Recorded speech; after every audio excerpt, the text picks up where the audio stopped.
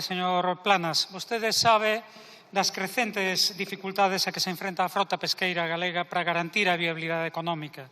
Decisións adoptadas fora da Galiza, Madrid, cun reparto interno que prexudica a nosa frota e favorece a especulación, e Bruselas ameazan aínda máis o futuro dunha actividade económica esencial para a Galiza. Por iso o BNG lle pregunta, está vostede e o seu goberno disposto a vetar calquera decisión comunitaria que implique reducción de cotas para a frota galega? O principal problema, a escaseza de cotas, non parece que vai a ser resolto para 2025. A Comisión Europea, como di, avanzou pasado 31 de outubro as posibilidades pesqueiras para o vindeiro ano e pendente da decisión final do Consello en decembro, as expectativas que se presentan en xeral non son favoráveis.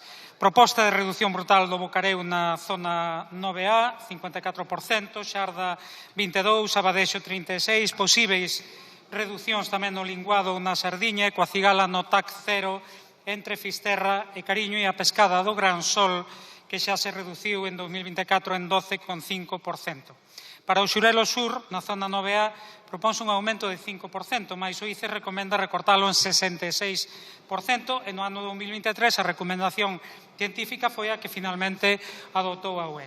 Se estas previsións se confirmaron, comprometerían seriamente o futuro do sector e tamén a economía da Galiza como nación pesqueira e zona altamente dependente da pesca que somos.